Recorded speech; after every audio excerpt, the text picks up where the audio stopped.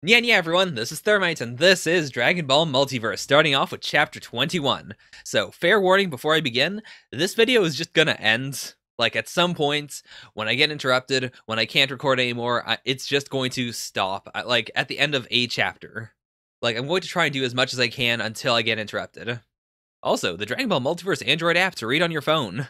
I mean, I'm not going to use it because obviously I'm reading all of this while recording it, and I don't think I can do that on my phone. Like, I can't, like, capture myself and the screen at the same time, as far as I know.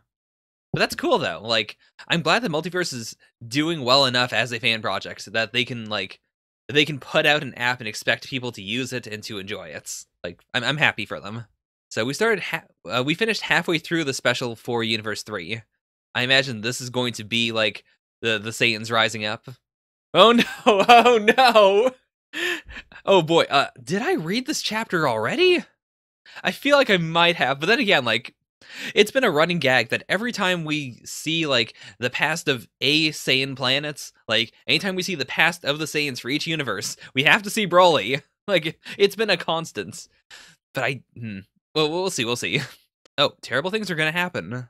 Okay, I don't remember this, so I'm pretty sure I didn't read Chapter 21. Okay, you're the only one I need to convince. According to the Saiyan tradition, I challenge you and shall get the throne. Okay. I guess that makes more sense. Like, don't bother trying to argue with King Vegeta, just become king yourself. Oh, because you liberated us from the Tuffles. The status for the strongest amongst us. Okay. So, I mean, I feel like Bardock has to win then. Like, he has a righteous cause, and this is the best way to do it. Though that said, like, can Bardock beat King Vegeta? This is a team-up that is like, or this is a match-off that is really obvious, but it's one I've never thought of before. Right, while you were sitting on the throne, I was fighting in dozens of worlds. Like, even if genetically King Vegeta is much better than everyone else, like, that's only a base power level. Whereas Bardock's been going on mission after mission after mission, getting stronger and stronger. Like, even if neither of them know how to control their ki, just their raw power, like, he would still have more raw power than King Vegeta. So it freaked him out, he dodged, and then he tried to create an energy vault. I thought he, like, somehow grabbed it after it went past him? This choreography is fantastic. Like, I've been trashing the special chapters in general, and I mean, it really does depend on the artists. But I am a big fan of this artist. Steph84, you've done an amazing job. Okay, I accept the challenge, but according to tradition, I have 1 week to rest. We'll fight after. Like, that does make sense. Otherwise, if one person were to defeat the king and become the new king, like, they would have no time. It would just be like, everyone would immediately start fighting them, and then because the person who fights the most is going to be the most tired, like, you would end up with just a king, like 50 dead people each time. So that makes sense. If I'm wrong, you can dethrone me and kill me, but right now I won't accept unruly behavior. Okay, so what's the plan? Don't tell Frieza I became king. Okay. Alright, so they're being stealthy about it. I appreciate that. Oh yeah, she must be really real freaked out after that. Like, wait, Bardock did what? He became the king? Okay, that's really cool too. Like, we don't have to worry about King Vegeta, or, ex-King Vegeta, like, mounting a rebellion. He just understands that, alright, well, if you're gonna do this, then we're screwed if Frieza fights back, so it just has to win. I'll give you everything I've got. So they have a real chance of taking down Frieza. Oh my god, okay, so he did... So that's why we saw the necessary scene every single time of Broly. Because in this timeline, Broly was saved. So there is a Universe 3 Broly somewhere out there. Alright, if Fake Moon is destroyed, you launch another and take cover... Okay, so that's what they're all doing. I didn't recognize the orb as being, like the false moons. But okay, so it's going to be like an entire... We've never seen that before. Like, we've never seen a, like, army of Ozaru all working together. Oh, this is so cool. So can they break through it, though? So she's stuck? Or did she break through? Oh, no, okay. She did break through. I didn't notice the crack here. Okay. I mean, let's see how this goes. Presumably, like, there's no way that Frieza at his full power would lose against even all these Ozaru. But, like, if he underestimates them, they could kill him while he's still very, very weak. Like, while he's still in his base form. Or not his base form, but, like, his most restricted form. Jeez, 94% of our soldiers died in the first assault. God, I mean, the Ozaru are pretty amazing. I'm I'm so sad we've never canonically gotten to see something like this. Like, not even in the Broly movie. Just seeing the Saiyans work as an actual, like, group of warriors is insane. It's incredible. Okay, I'll have to use my real power. So, let's see what he means by that, though. Like, does he mean my real power is in going directly to, like, his true form? Or is he just going to say, like, oh, I'm gonna start, moving up? Oh! I mean, that's definitely a technique. Just making yourself super large while you're in the enemy base. I mean, Goku did that. That was the first time he went to Uzaru, like, in the original Dragon Ball. I don't know why I thought of that as like, oh, that's a really cool tactic that's never been used before. That was the first time it was ever used. Like, in canon, I mean. Not chronologically. Like, gorgeous is probably the wrong word. It's not like it's super pretty looking, but the way it's laid out is really appealing. It has this brutality to it that I really like. Like, I guess it really is just seeing the Ozaru working together, not as, like, individual forces of nature, but as, like, one combined force. Okay, and so he only shifted to second form. Okay. The Saiyans don't take orders anymore, they decide. And so begin the long reign of the dreadful Saiyan people on the galaxy. Ooh, okay. Huh. So Cooler saw it. Presumably King Cold is also out there somewhere. Okay, they're all going to die as soon as Papa gives me this territory. So it was a controlled effort. Like, he intentionally held back specifically because, like, yeah, now that Frieza's out of the question, all he has to do is let King Cold give him that territory, and then he gets rid of the Saiyans, then he's just, he's top dog. That was a solid chapter. Like, of all of the, wow, what are they called again? The specials? It's definitely my favorite. I think chapter 14 is, I like it visually a lot, but even then, I don't think the content's my favorites. But yeah, chapter 21, definitely 100% my favorites. Okay, chapter 22, Saiyans, Nameks, and Other Demons. Oh yeah, what was going on here? Sorry, it's been a little while. What was this matchup? It would have been at the very end of this. Oh yeah, who can carry me to the ring? Okay, so I assumed it was going to be someone who has, like, a really strange ability. So let's see how this goes down. Because, like, clearly she's not powerful. Okay, so the strange ability. Does she swap the amount of power that people have? Like, did she, like, swap power levels with Vegeta, perhaps? Oh my god! Interesting. So it's... It's not switching power levels, it's equalizing power levels and then also changing their genders. Like, because she kept her long hair and, like, the bra thing here, I assumed she was, like, just, a really buff female, but I guess she is physically male here. Vegeta is now physically female. Though, even, like, her armor shapeshifted to accommodate, like, her physical female body, which is interesting. It's a cool design for a femme Vegeta, by the way. Like, I like the way the Widow's Peak was, like, rearranged. It looks super cool. Now, here's the question, though. Like, if I think about this canonically, would Vegeta be upset by the fact that he is now a female? Like, now he is in a female body? I wouldn't think so. Like, it depends. It depends on the person writing the arc, honestly. Like, in a throwaway filler episode, I could see him being more, like, flustered. Whereas, if it were an actual, like, canon storyline, I imagine he would get used to it real quick. Because, like, hey, it doesn't matter. Like, whatever you do to me, I will suffer any indignation. So I guess it also depends on whether he knows about it. Like, I'm thinking about the super arc where he was, like, sucking on that pacifier the entire time. And, like, with that, he only put up with it because he didn't fully understand what it looked like. But once he was aware of the situation, he was like, oh man, I wish I had just died. So will he be okay or will he not? It looks like he's pretty okay with it. Or she. For this moment, she. One little trick and they think they won. Now give me back my powers. I mean, it could have been pretty powerful if it was just... Yeah, you won't feel it for long. Instant death, that's it.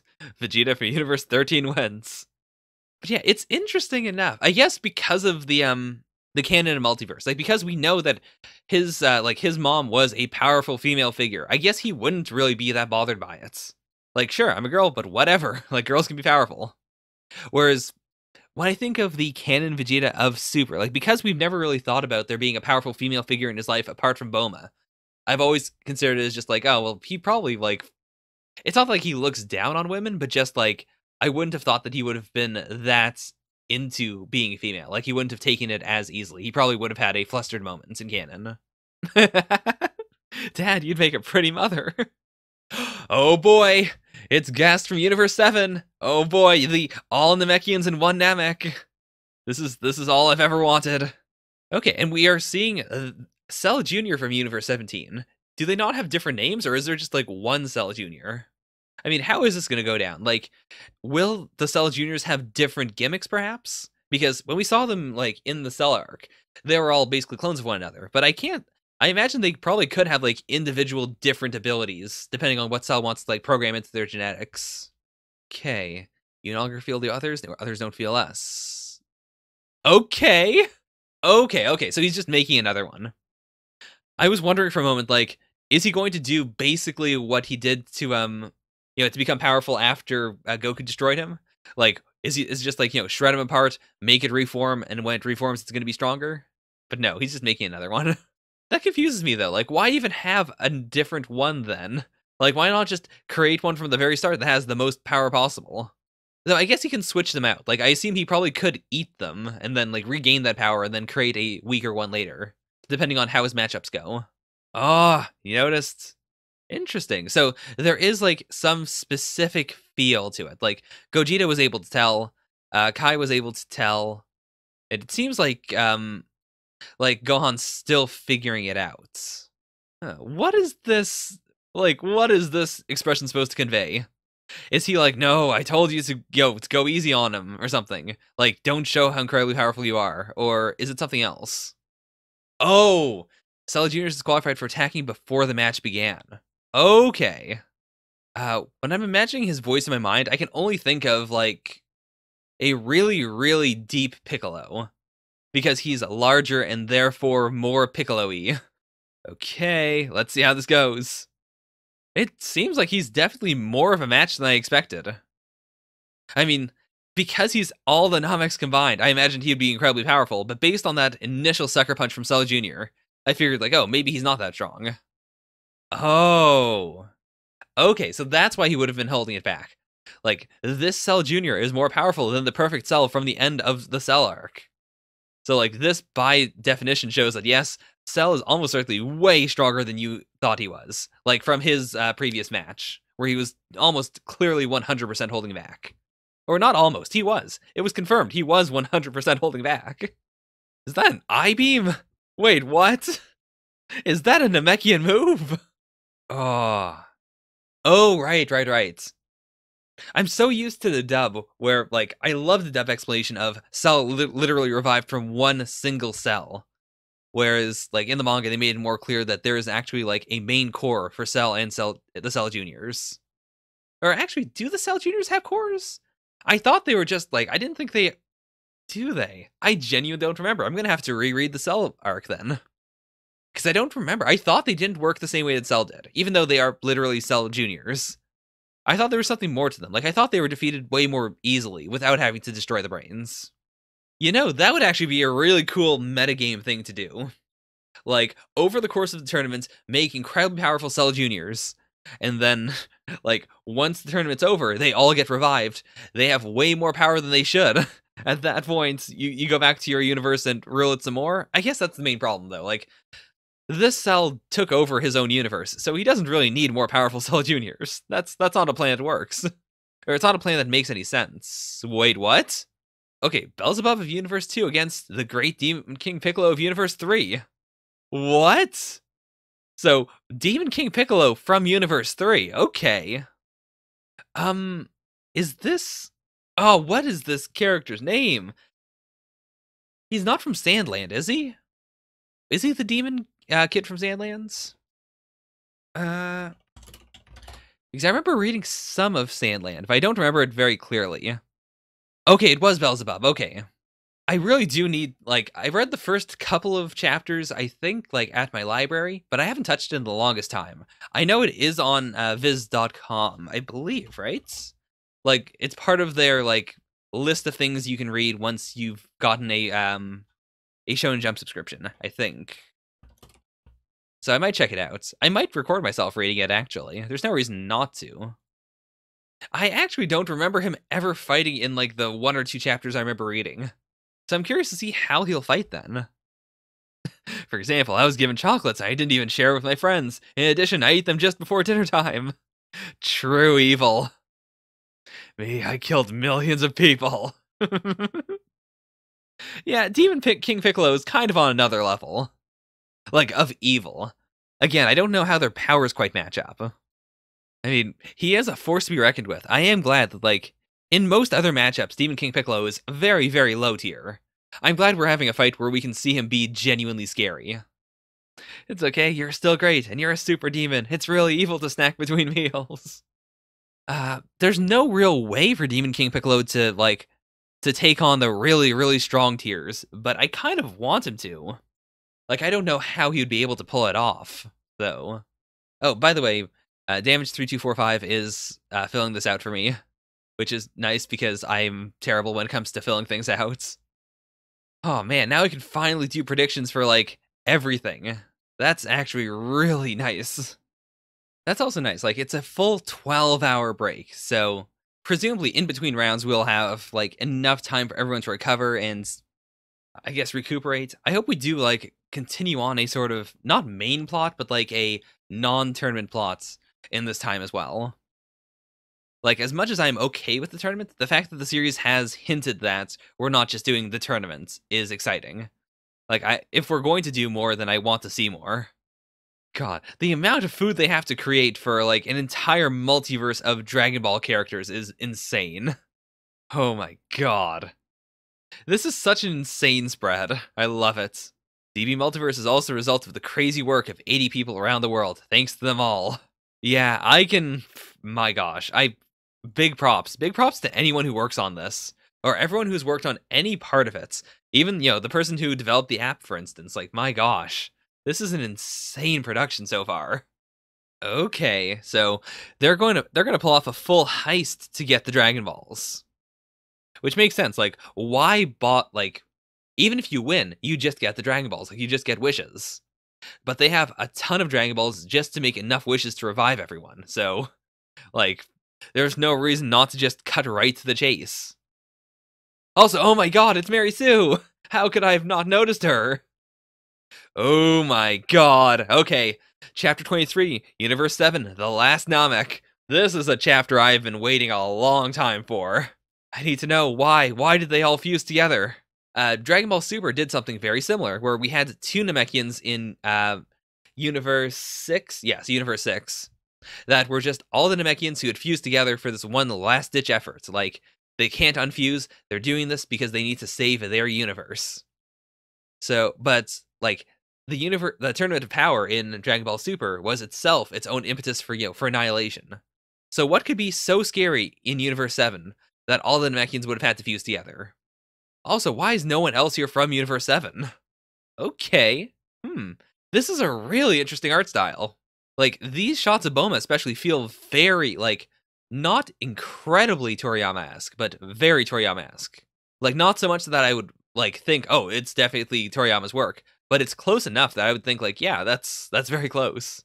Wait, so they already fused together then? But why? Oh, the beginning of a second attack.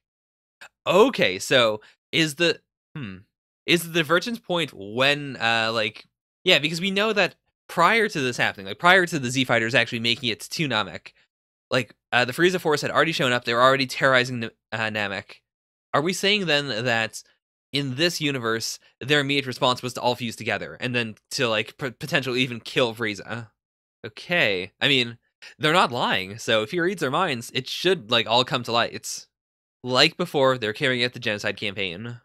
Okay, so that's the divergent point. That Nail did actually fuse with Guru. And so once that fused Nail/Guru noticed that, you know, the genocide campaign was being carried out, like, well, what else is there to do? The only way to save any Namekians is to combine all of them. Plus, true, like, it isn't just Nail. It's Nail with all the memories and, like, thoughts and feelings of Guru. Like, in the series itself, he was just this very oppressed old man, essentially. Like, he didn't get to do very much. Like, he didn't do much directly. He helped others, and, like, he unlocked power, but he didn't, like, get to do anything in combat for obvious reasons. But like this, of course, he would have all this righteous fury. Like, all the Namekians were wiped out a long time ago. He single-handedly brought back the entire species, and now the species is being threatened once more. By the way, I am super into this art style. The composition of everything is really cool, and I like the limited use of color. Like, it's the kind of style where I feel like if it was properly, like, fully colored in, properly feels like the wrong word to use. Like, if it were completely colored in, I think it wouldn't look as good. Just the parts that would look good are the parts that are colored in. It's a really neat aesthetic.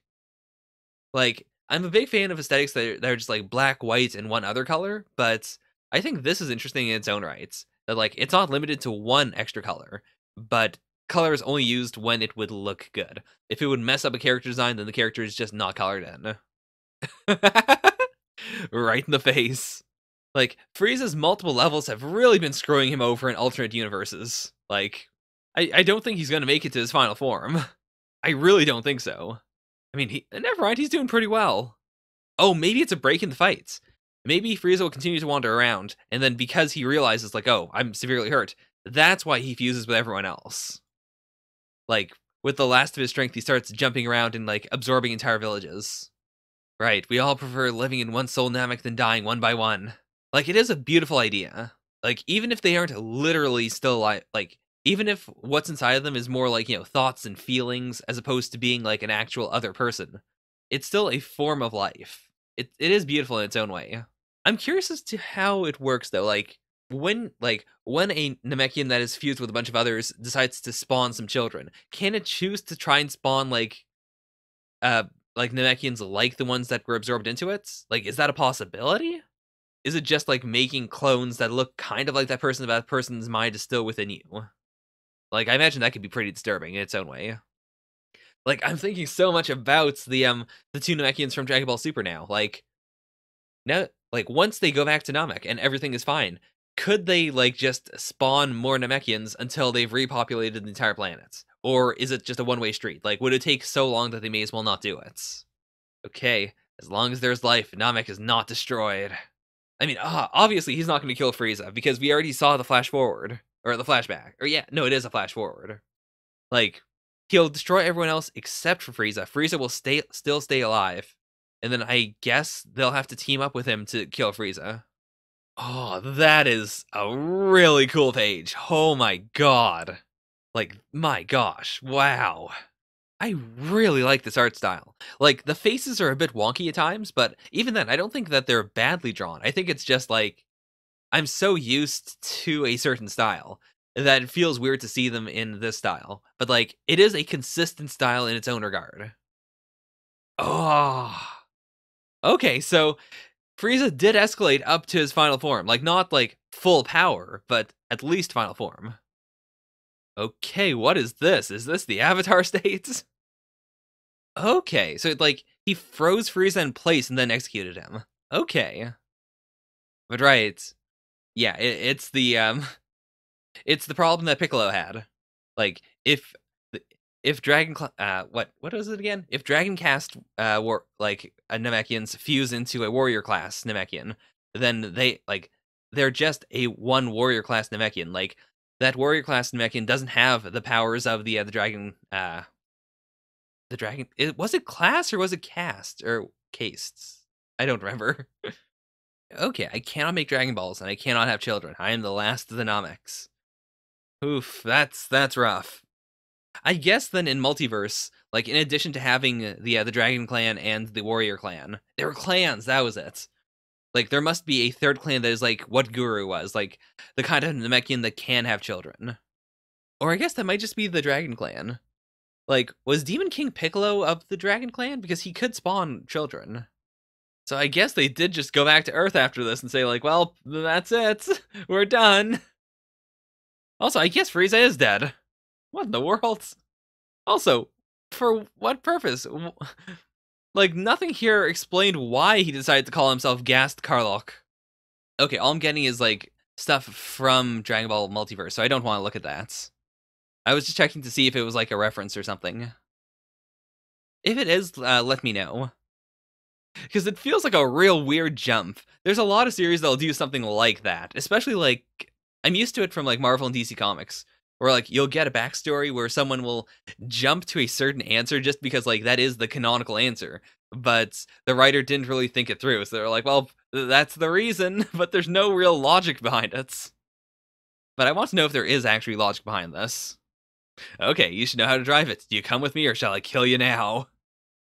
So I guess that is his drive to wander the universe and find some way to potentially finally become like to resurrect the Namekian race. I guess that in that case, Cell probably doesn't happen quite the way it did in our universe because like Dr. Gero wouldn't have had any genetic information from Frieza. Like Frieza would never have been witnessed. The Namekians, I guess they would still have Piccolo's DNA though. I guess we just have to assume it would be like a severely weaker Cell in Universe 7. Either that, or maybe Cell just straight up won, or maybe Boo straight up won.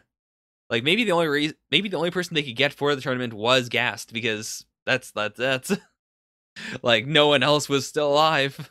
Who knows?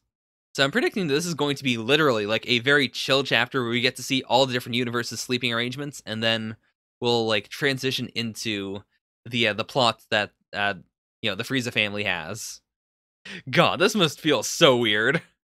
Just know there are multiple U's around, and they all want to sleep outside. So you're just gonna have to sleep with all the other U's outside. If you're looking for the Dragon Balls, tell your master the next time it's the exclusion of the whole Universe 8. Yeah, I would not send Berter on a stealth mission. Okay, how is this going down? Oh, it's so cool to see the Frieza family actually being stealthy though. Like that's so outside of their wheelhouse. Like anytime they show up, whether it's in the series or in a movie or something, it's always a big bombastic deal. This is so out of not out of character, but just like out of what we've seen them do before. So Cooler got ambushed, and it's clearly not by someone good. Like it's clearly someone who like knows that they're doing this mission and who wants to take advantage of that. Like, you can't go to the officials for help because you're committing a crime. Yeah, it's so simple. They just keep them in another universe. I would have done the same. Like, that is so exceedingly clear. Like, why wouldn't you just put them all in another universe? Wait, what? One of the members of the Universe 8 is not in his real body. Okay, damn, Super Boo. That's a big piece of knowledge to drop. When I first saw this page, my immediate assumption was, oh, is Super Boo going to absorb all of them? Because, like, presumably, assuming that the timeline's the same up until the Boo Saga, and then, Super Boo wins.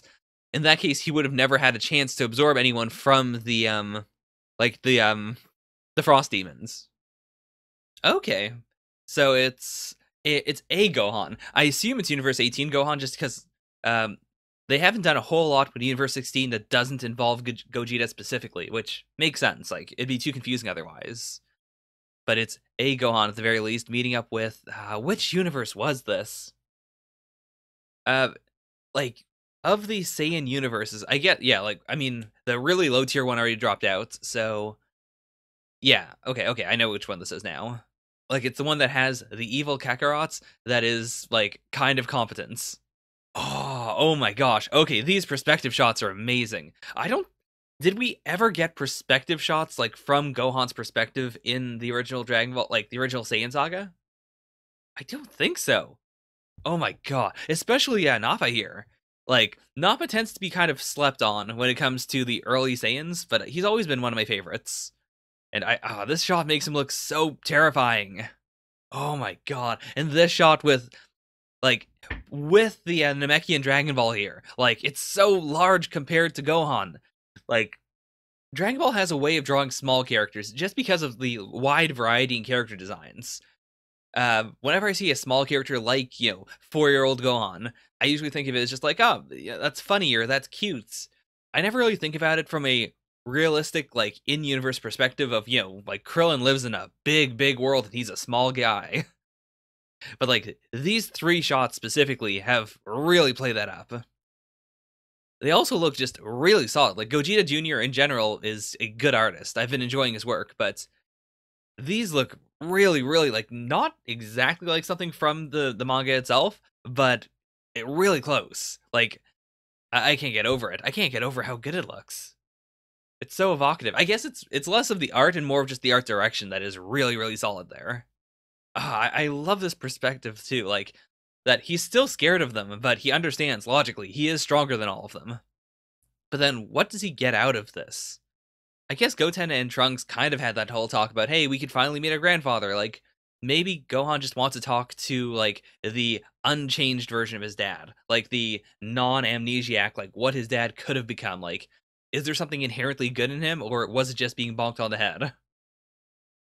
Oh, okay, arm wrestling. I don't fight because I'm the weakest in my group. You can push on. Okay, good, good, good. I do appreciate this too. Oh, like, yeah, it's a big lie. But I think this is a good way of, like, psyching out this team too. By just saying, well, yeah, I'm the nerd, I'm the weak one. Even though he definitely is not.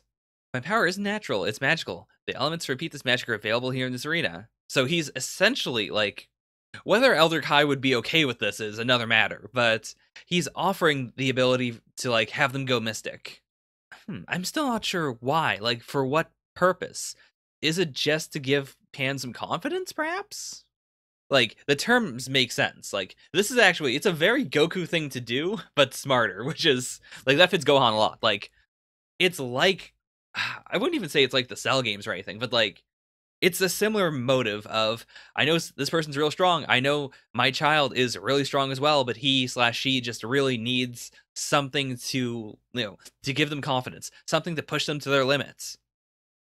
But whereas Goku was like, nah, I'm just going to have the final boss attack you and hopefully it'll work. Gohan is at the very least trying to, like, he's trying to pitch a deal with someone. I guess it's also because, like, even if it is Kakarot and not Goku, like, even if it is an evil Saiyan, he might still be honorable enough to, like, to agree to these terms, to not do anything too, messed up to Pan if they talk it out like this. Oh boy.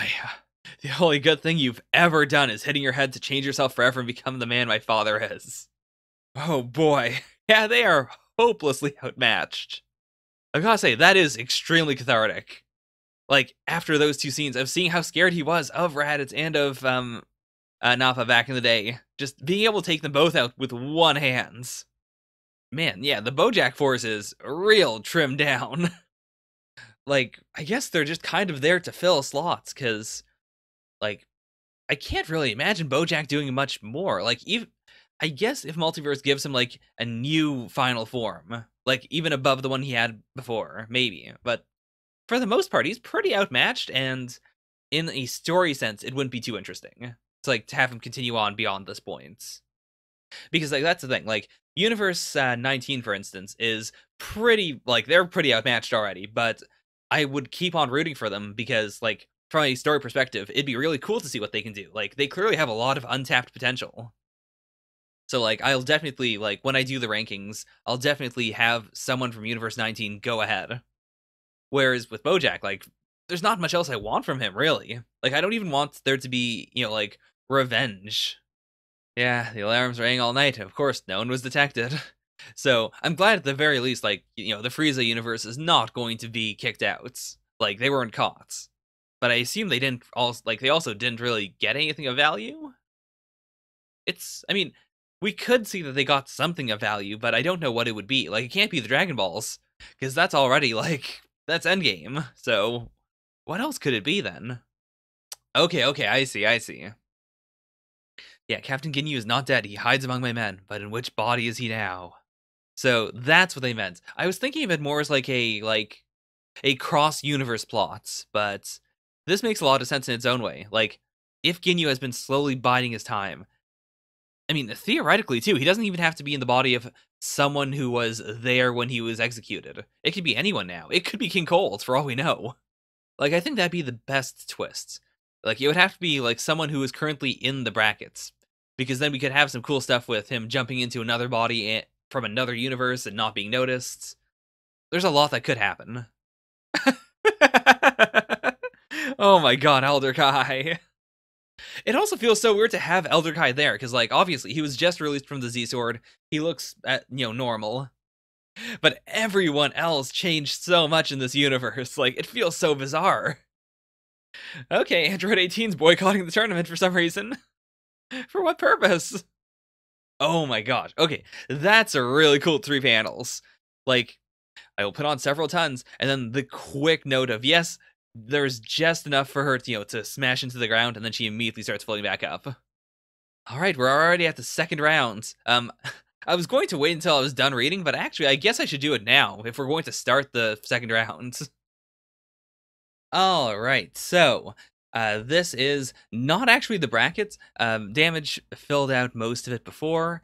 What I did just now was I made a copy of it, and I'm going to fill it out with my predictions. I feel like that's probably easier than just saying them out loud. Also, because I kind of want to to do a full bracket prediction of what I think will happen in totality. So let's see how this goes. Nappa versus Frieza. I imagine it's going it's got to be Frieza, right? Like, there's no way it wouldn't be. Oh boy, that's not how that works at all. U18 Goku versus U14 Android 17. Just because it is U18 Goku, I assume it's going to be the win. Also, because Universe 14, that's a very weak Android 17. Even if we're basing this off of End of Z, Goku's very, very powerful. He's completely out of his league. South Kai versus Majin Buu. Now, this is interesting. We don't know how powerful the Universe 1 Kais are. Are they even Universe 1 technically? They're in the first brackets, but that was just for the organizers overall, not necessarily just from one universe, as far as I recall. So he could be incredibly powerful. I imagine we're going to get some interesting story stuff, especially since this Buu, presumably absorbed South Kai, in canon, in Universe 18. It was, yeah, it was the Grand Kai, and then no, it was South Kai first, then the Grand Kai. South Kai gave him the body, kind of. It made him bigger, and then Grand Kai was the one that made him fat, happy Buu. So I feel like it's got. See, this is actually a pretty dangerous one. I'm going to go with Buu, but I could see Buu being eliminated here. Oob already happens, so that's good. Trunks versus Vegeta. The easy money is on U18 again. I don't know if that's really fun, though. But, yeah, it is Future Trunks. I can't imagine Future Trunks is going to be stronger than the mainline Vegeta. That would be ridiculous. I'm the kind of person, when I do predictions, I always try to look for the upset, or I look for the interesting thing you wouldn't imagine. Which is, it's fun, but at the same time, I feel like it gets into the problem of being too contrarian at times. Okay, so this is the one we've just been setting up, Pan versus Kakarot. The Kakarot under, King Vegeta. So, I mean, the way we've been building it up, it would be so weird if Pan lost here. Especially since, what happened to the other Pan. It'd be real bizarre. So, I think it's gotta be her. I don't want the finals to be, too loaded with Universe 18 people, though. We already have, one matchup here that is just U18 versus U18. Which is ridiculous. Cell versus Bojack. I really feel like Bojack's use in this entire series has come to an end. He's not that interesting. He's not great. I could see Cell, throwing the match. Just for the sake of some sort of great master plan. But I don't think so. And then Tapion versus Krillin. Again, I'm a big fan of Universe 9, so it's gotta be... Why do I keep doing that? It's gotta be Krillin. Over on this side, we start off with Vegito versus 21. We've been hyping up Vegito from Universe 16 a lot, so I can't imagine he's going to lose here. Then again, 21 is interesting. I'm honestly really stuck. Vegito is the easy money, but this is the first one where I could see, a legitimate upset. Specifically because, do I say XXI or 21? I guess I'll go with 21 for now. But they are real weird, and I don't think we... who else is from Universe 5, actually? I don't recall.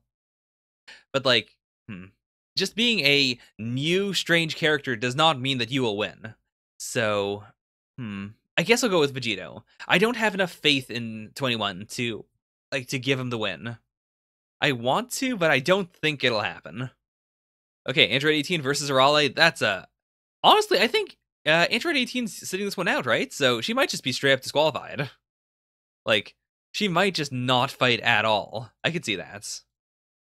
There's Gotenks versus Nekomajin, which Universe 2 in general has not been having a good run. Like, apart from Arale, who is, incredible. Everyone else has been kind of knocked out for the sake of, just the joke. I've never read the Nekomajin manga, though. So I don't know. This could be another upset. I think I'll give it to Gotenks, though. Oh, this is turning out so boring. These are some not fun predictions. Okay, Boo from Universe 4 versus Tenchan from Universe 9. Okay, as much as I love Universe 9, I can't give it to 10. There is actually one option, which is that 10 might have the Mafuba. If Tien has the Mafuba, I would give it to him. Because I think there is something really cool about this idea of, like, the only thing is that Universe 4 Boo feels like he's going to be, like, one of the main villains, like, one of the final bosses. And he's definitely scarier than Cell. Just by nature of being Boo, like, because he's got the magic, because he's more mysterious. I don't think he'd be taken out by Tien. Though that would be such an upset. I do not believe in him enough to say that, though. Alright, so then it's Bra from Universe 16 versus Aleem from Universe 19. Okay, this is the first upset I can really get behind. I think Aleem is going to win. I 100%, like... The whole fight with Universe, with Android 16, I mean, was super interesting. I really liked that. Like, it showed that he has a character to him. Like, he's not just a big jerk like a lot of people from Universe 19. Like, there is this strong nobility within him. I think that would be a really cool lesson to teach Bra. Like, if this person who is not as powerful as Bra, I don't think he's that powerful, but he's got good equipment and he has, like, a noble heart. I think taking out Bra right there would be really cool. Especially because she's been so impatient as of late. Like, I don't want her to die from it, even though, like, the Universe 19 gear seems to be made for killing things. I want her to, like, maybe lose an arm or something. Because it all gets reversed at the end of the tournament anyways. That'd be a good way to, like, say, like, hey, guess what? You have some lessons to learn. Plus, if she was eliminated there, that means that if, like, there's also the possibility, honestly, of, like, Boo throwing it to Tien here, and then going off and doing some, like, weird plot stuff. Now he doesn't have to participate in the tournament anymore. I don't think so. I think that this makes sense, though. It makes sense to let Aleem go ahead, to, like, give Universe 19 some powerful representation, and then to have Bra, like, just be a free agent for a while. Now, King Cold versus Bardock. Because it's Universe 3 Bardock, I'm curious. Real curious. I feel like it's gotta go to King Cold just because we finally saw his final form, and he hasn't done much with it. Like, he did a little with it, but it wasn't too exciting. And, like, I feel like the Frieza's have to do something more. This also means that perhaps, if my theory is correct, like, if Captain Ginyu possessed someone really powerful, like King Cold, or like Cooler, not Frieza. It can't be Frieza because Frieza's the one doing the investigation. Like, it's one of those core rules of a mystery series. Your detective cannot be your culprits. Like, unless you heavily foreshadow it. So I think King Cold will win here. Yeah, because also, I can't imagine, like, if it is Ginyu in King Cold's body, I can't imagine him, like, switching over to Bardock. That's a downgrade. Like, even Universe 3 Bardock. Whereas, like, going up here, I could see something like that. This also, oh my god. This allows us to have another moment. Sorry. It allows us to have another moment where King Cold goes up against someone with a sword and goes, if you drop that sword, I bet I could kill you. Which is a wonderful running gag. Like, it's no Broly having a power level of 10,000 as a baby, but it's a good running gag. I'd love, like, if they do it one more time, it would be, like, a legitimate running gag, and I'd be into that. Okay, so Dr. Raichi versus Vegeta. I eliminated Bardock here, but I think Universe 3 should still have some representation. That said, though, like, Bardock not being eliminated here doesn't mean necessarily death. I don't know, because he's already seen the future. That's the thing. Like, I think he was put in the series to have that vision of the future. to make us excited for what will happen going forward. I don't think he has that much else to do. Whereas like Dr. Raichi, we haven't seen very much of him. So I could see him going ahead. At the same time, Universe 13 Vegeta. I don't know. I feel like Universe 13's being like it's being taken out. It makes more sense to have Raichi go ahead. Not from a power perspective, but from a storytelling perspective, I suppose. Because we also don't know that much about him. Like, even in Plan to Eradicate the Saiyans, we didn't see that much of him, and I think there's more to explore there. I think that'd be fun. Whereas with Universe 13 Vegeta, like, I think we need to get rid of some of these duplicates. So, he's served his purpose, he should be gone. Then we have, at the very end, Gast Carlo versus Demon King Piccolo. I mean, it's gotta be Gast Carlo, right? It has to be. Like, I cannot imagine a world in which Demon King Piccolo wins this. It's ridiculous. As much as I like him, like, I think he's cool, Gast has so much more potential. So, that's my brackets. I guess I'll go ahead further. Like, I guess I'll go further beyond. Just because, I think that'd be fun. Generally, it depends on the series. Like, in some, if there's a lot of story focus, then I don't really like going ahead too far, because at that, like, once you extrapolate further beyond, it gets boring. It gets to be like, I don't understand. Most of these people are just names. Like, it's all arbitrary. I remember doing the brackets for Robot Laser Beam before it got canceled. And I remember thinking, like, oh, by the time we got to the semifinals, like, this all feels kind of vague, or not the semifinals, like the quarterfinals, I think. It felt kind of vaguely arbitrary, because we're just, like, whittling it down to characters we have seen. Like, characters that have a reputation, and then after that it was like, okay, well, now we know who's gonna win. With this, though, like, because all of these characters are known quantities at this point, I think it'll be more interesting to actually do this. Okay, so it's U8 Frieza and Universe 18 Goku. This, again, U8 is so underpowered, apart from King Cold, who is really, like, he is the scary one. He is the big turnabout. I've got to give it to U18 Goku. If I had to add a condition, I would say that Frieza fights as hard as he can, but he ends up forfeiting. Because we still have this thing of, like, who is Captain Ginyu? And that's a problem that is going to it's going to persist even after they go back to their respective universes. So I could see U8 Frieza not giving it his all and deciding to drop out. Deciding to go like, okay, well, this is still dangerous. I don't care about winning that wish anymore. If anyone's going to win, it's going to be Father. I would rather spend this, my time and effort on figuring out who the traitor is, who Captain Ginyu still is. U18 Oob versus Majin Buu from Universe 11. Now, this is an interesting matchup. I actually didn't pick Buu and Oob, or I guess Oob just automatically went to pad. I didn't consider this fight specifically. I guess it has to be Oob. Like, again, I always want that turnabout. I want that, that secret twist.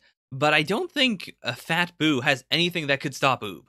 Like, I don't think they even realize fully that Oob is, a reincarnation of Buu, especially because that's kind of a crazy twist.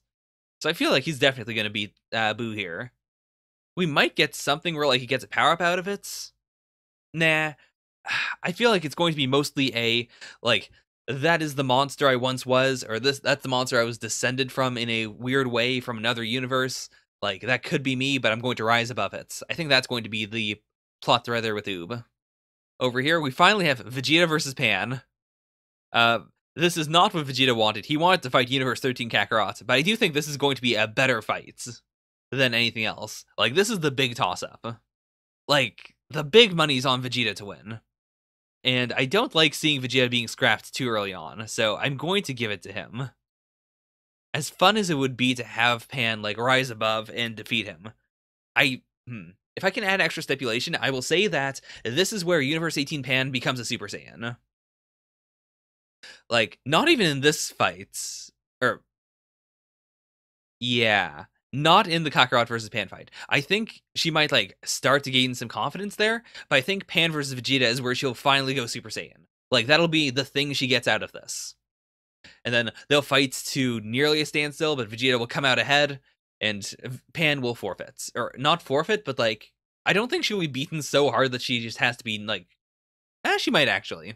I could see Vegeta doing that. It's just I don't think he'll be too cruel to her. Like I don't think he's going to go above and beyond with the violence. He might even say repeatedly like, tap out now and pain will keep on going. Okay, now U9 Krillin versus U17 Cell. I'm really pulling for U9 Krillin. I really like him a lot. I want him to win with all my heart. Like, that's an upset I will be cheering for, but it's not one that I think will happen. I think this round is going to be the one where we figure out, like, who's going to be the bigger baddie. Is it going to be Cell, or is it going to be, Super Boo? Is it going to be Universal Boo? Because I don't think they can both be baddies. I don't think they'll work together. Like, at some point, they're going to have to clash, but they're all, like, on opposite sides of the tournaments. And I doubt that they would, like, try to fight each other outside of the ring. Like, I mean, it's a possibility, especially with Super Boo. But I feel like Universe 17 Cell is too smart for that kind of. But then U9 Krillin, like, he has trained a lot. The main thing is just that he hasn't really fought anything that would make him that incredibly powerful. I guess that depends. I don't fully recall the lore of Universe 9. Did they fight Cell? Because even so, like, this is a much more powerful Cell than the one they would have fought. So, and Cell doesn't really have anything that would be like a secret, super easy to manipulate weakness. Like, if it was Universe 17 Cell going against, like, a Universe 19 character, I would say, oh, maybe they have, like, something that specifically just destroys Cell. I guess Krillin has the Mafuba, actually, because he's in the Roshi position. I could see a Mafuba in Cell, actually. And then, like, that would eliminate him from the tournament, but it wouldn't make him not a threat anymore. Because, like, the Mafuba, it's a seal. It means that he could still be cracked out at some point. Am I willing to bet on that, though? I think so. Like, we've had enough of a big uprising from Universe 9 that I don't think they would get rid of Krillin, who is, like, the most important Universe 9 character. I don't think they would do that there. So, that's a big upset. But I think it will happen. I think Krillin will Mafuba Cell. So that takes us over to the second part of the brackets, where we have Vegito versus Arale. This is an unknown quantity. I don't know who's gonna win this. Because, like, especially because I am thinking of the Super episode with Arale in it, but this came out, I assume, before then. I know the pages take quite a while to happen, and yeah, that's true. Like, I don't even know how many chapters it'll take before we get to Vegito versus Arale. But I can't imagine it happened while Super was out. Like, there's no way. So, I think we're going to give it to Vegito. I think that's going to be the big hype moment. It's going to be that Vegito is so powerful, or he has some other ability, or he has, like, some knowledge from being, the guardian of the universe, that he will be able to trick Arale or in some way get rid of Arale. Gotenks versus Universe 4 Boo. Boo. There's no way it's not Boo, right? Like, there's just legitimately no way that it's not Boo. Which is, it's not that big of a loss. I honestly am not the biggest fan of Gotenks fights. I think that the series has given him enough respect, especially if he does beat Nekomajin. If we were to flip this around, though, like, if it was going to be Nekomajin versus Universe 4 Boo, I feel like that's super weird, too. Like, again, I don't know Nekomajin, so I can't say whether that would be an interesting matchup. Like, based on the word Majin in there. Like, maybe? That'd be kind of interesting. But no, I'm pretty confident in this. Down here, we have Aleem versus King Cold from Universe 8. I think Universe 8's going to be completely eliminated. I think Aleem's going to win. Like, I'm putting a lot of backing in Aleem. It's very possible he'll be knocked out and he'll just be a jobber, but I think that, like, that would also give us a neat parallel to Future Trunks defeating King Cold in Universe 18. Like, it's this guy just using weapons and technology, and I think here might be where we first, like, understand what is going on with Universe 19. Like, they've kind of hinted at it, but we don't know for sure, like, the full history. I think this is where we might get, like, a special chapter or something on Universe 19. Because, like, King Cold's also, like, he's dangerous, but he's not, like, final boss dangerous. He's dangerous enough that, like, of the three representatives of, the Frieza Saga, the Cell Saga, and the Buu Saga here, he's the weakest one. He's powerful, but he's not, like, ridiculously powerful. And I could see like them coming up with some sort of anti-Frost Demon weapons specifically for King Cold. So yeah, I'll give it to him. Here we have Dr. Raichi versus Gast, which, see, now this is the kind of matchup I don't like because they are both unknown quantities. Like, if even assuming that Dr. Raichi can defeat Universe 13 Vegeta, like, that's not that big. That's just saying that, he's as strong as a Super Saiyan or more so. Gast Carlo, as powerful as all the Namekians combined. Yeah, even so, like, I didn't talk about it a lot, but I do think it'll be interesting to see, like, this combined force of all the Namekians versus this one outcast who went to Earth and, separated himself into good and evil, and then just the evil part ended up fighting this, like, pure, not even pure, but, like, this culmination of all the other members of his species. Like, it'll be a cool fight. Whereas with this, like, I don't know what to say about it. From a fight perspective, I feel like Gast has to win this. I don't think that Dr. Aichi would go beyond that. I don't think he's as strong as all the Namekians on Namek combined. I also, from a plot perspective, I can't see what else he would do as a fighter later on. Whereas, with this, we have a potential Elim Gast Carlo fights later on. I guess I'll just go all the way to the win. Why not? So Goku versus Oob, this will be a big fight. This is, it's the culmination of End of Z. It's like the fight in End of Z, but, it's the rematch. It'd be a way for Oob to finally say, hey, Goku, I'm your protege. Let's see how far I've come. I can finally defeat you, Master. And, of course, Goku wins. Multiverse is not a fan series, or, it is a fan series. It's not an official one, so we don't have that thing of, Goku definitely has to win. Which, to be fair, even in the Tournament Power, Goku did not win, so I don't know what I'm saying. I guess what I'm trying to say is, it feels necessary for Goku to win, but it's not completely necessary. I think it would be kind of cool to have Oob win here. But I don't, from a fan perspective, I do think there is something really cool to having Goku be in the final fights.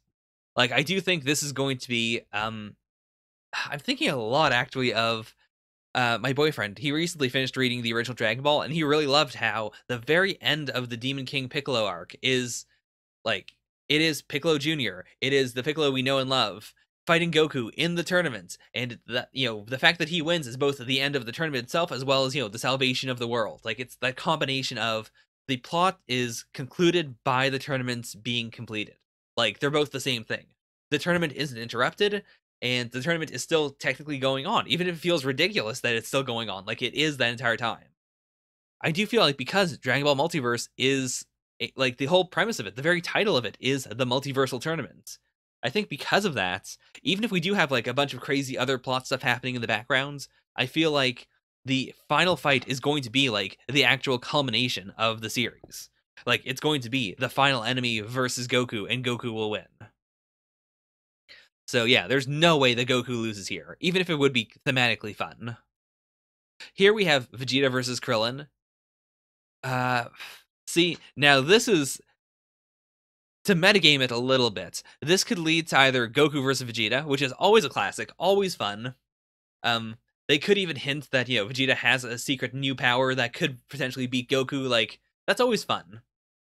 At the same time, U9 Krillin, no, there's no way. As much as I like U9 Krillin, as much as I gave him the win against Cell here, there's no way. It has to be Vegeta. If we were to explore the alternate option of Cell does win, which is the more traditional option, Cell wins, he fights Vegeta here, I think Vegeta would still win. Because, again, of the nature of the setup, I feel the only real villain on this side that I think would win would be U4 Boo. I think U4 Boo versus Goku would be, the finals. Because then we'd figure out what's going on with U4 Boo, all the machinations would come to a head, maybe the tournament would be, not ended. I don't want the tournament to end. I do want the final fights to be the end of the tournament itself. Or maybe not even the final fight, but I want the tournament to be concluded, and then maybe we'll have, a big, crazy world-ending epilogue or something. Who knows? Or, a fight after the tournament or something, with everyone there, all fighting together. But in that case, I do still believe, whether Cell or Krillin wins here, I think Vegeta is going to beat them. And then we will have the big Goku versus Vegeta fight that ends with Goku winning. It would be really novel to have Vegeta win, and to have it be Vegeta who has to defeat the big bad evil guy, but I don't think that's going to happen. So here we have Vegito versus Boo. This is a good way to hype up the final fights. Like, I think Boo's going to win here. I think it's going to be super scary. Like, up until this point, Vegito has done no wrong. Like, he beat Broly. He beats this mysterious person. I think this is also a good way to give him 3 different really crazy threats.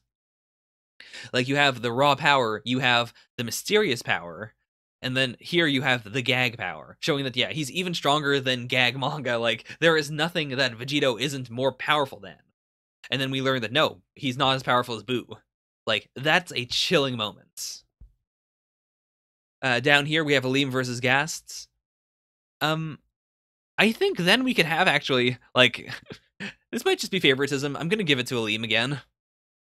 Because I think that's a really neat way of giving, like, if we are to look at it like this, we then have Super Boo, or like, what should I even call it? I guess I was calling him Universal Boo. Let's call him Universal Boo. We have Universal Boo, like, ramping up against, first of all, this unknown quantity, this Universe 19 person, too, which I think is really cool. So he wins. Then he beats 10. He shows, yeah, he's stronger than that. He beats Gotenks, showing that, yeah, he is really powerful. He's more powerful than, the Super Boo that we knew at the end of the Super Boo arc.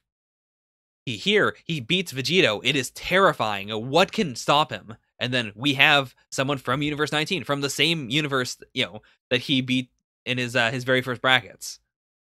And we see that, yeah, like, they weren't taking it seriously then, but Aleem's come a long way. He knows to finally, he is going to fight for justice. He's going to try and save everyone. Even if he dies here, it doesn't matter. He is going to fight for what's right. He pulls out everything he's got. He rips out all the stops, and Boo wins. I think that would be fantastic. And then here, it's the fated battle. It's Boo that is literally Universal Boo. Boo who has absorbed everything. He is he's the strongest. I think it's also a cool way of having Multiverse sort of parallel the original DBZ, in the sense that, like, King Cold gets beaten first, and with him goes, like, the entire Frost Demon universe. Then Perfect Cell goes. That gets rid of that. We're left just with Goku versus Boo once again. And this is like, it's like the end, like, but super magnified, because now it's not even like this pure, like, Kid Boo that could be potentially redeemed once he gets reincarnated. Like, no, this is the irredeemable Universe 4 Boo, the Boo that has absorbed everything, the unstoppable one, the one that defeated a combination of Goku and Vegeta. Like, I think that would also give the Goku versus Vegeta fight here some more importance. If it's like, yeah, like, no matter who wins here, like, are either of us as strong as Vegito? There's no way. We're not that powerful. And Goku has to just nut up and say, you know what? No, it doesn't matter. I'm still going to give it my best shot. Like, even if I can't win, I'm going to go out fighting because it's fun. And everyone else is going to go, Goku, what are you talking about? You're going to die. And he's like, nah, it'll be fun. But yeah, so this is my bracket system, assuming that we are going to have, like, a legitimate normal tournament. So I'll just call it second rounds, and I will not change this one ever. Like, Damage still has the normal one that is unchanged, that is just, like, the pure what is really happening. And once we go through the entire second rounds, I will, like, I'll compare the actual second rounds to this prediction. If anything changes, I won't change it here. I will just, like, keep it as is. And once we finish the entire second rounds, I'll go in, I'll take the normal one, and I'll make, like, a different matchup of, or, like, a different prediction brackets. I guess I'll just keep on doing that until the end, sort of. I don't know if I'm going to do it for the finals once we get to the finals. Like, that's silly. Also, I doubt we're actually at the finals yet, so. Anyways. I guess that's the end of this reaction. I didn't expect to spend this much time on the brackets, but, like, now that I have, is there a way for me to export this as, like, a picture? Yes, I can. Okay, I'll export it as a picture. I'll put it in the description below if you want to look at the whole thing. But yeah, I'll stop this here, because there's no way I can go into more chapters now. This is such a big tangent. Anyways, Multiverse is amazing. I have been having a blast with it, and I can't wait to get into the second round. I might do that right now. It depends. I think I have some time. Anyways, thank you all so very much for watching. Bye for now. Nya nya.